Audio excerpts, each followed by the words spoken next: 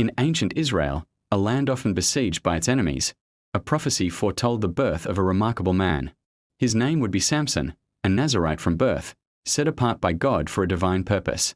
He was destined to begin the deliverance of Israel from the oppressive hand of the Philistines. From his earliest days, Samson possessed an extraordinary gift, immense, supernatural strength. This power was not his own, but a direct blessing from the Almighty, tied to his sacred vow. As he grew, so did his legend. His first great feat came unexpectedly, in a vineyard. A fierce young lion attacked him, roaring with primal fury. But Samson was unafraid. With nothing but his bare hands, he tore the beast apart, as easily as one would tear a young goat. This act solidified his reputation, a man touched by divine power, a formidable protector. Later, he found honey in the lion's carcass, a sweet reward from a fearsome encounter. Samson's life was marked by conflict with the Philistines, often sparked by his own choices. At his wedding feast, he posed a riddle, challenging his Philistine guests.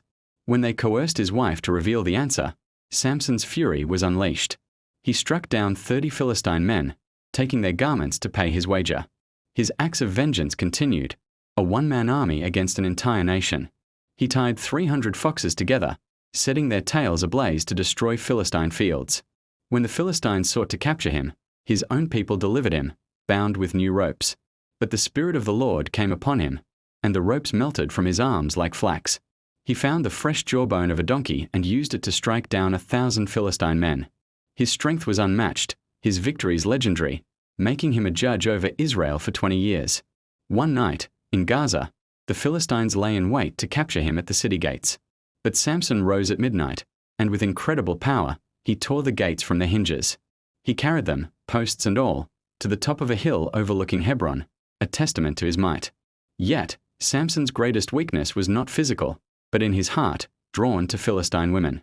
He fell in love with Delilah, a woman from the valley of Sorek, whose beauty masked a treacherous spirit. The Philistine lords, desperate to defeat Samson, offered Delilah a vast sum of silver. Her mission, to discover the secret of his unparalleled strength, the source of his power. Delilah pressed him, day after day, with her persistent questions and feigned affection.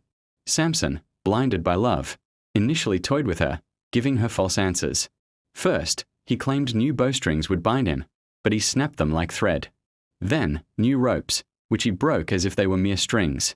Finally, he said weaving his hair into a loom would weaken him, but he pulled it free. Delilah's pleas grew more insistent, accusing him of mocking her, of not truly loving her. Worn down by her relentless nagging, Samson's resolve finally broke. He revealed the truth. His strength lay in his Nazarite vow, specifically in his uncut hair.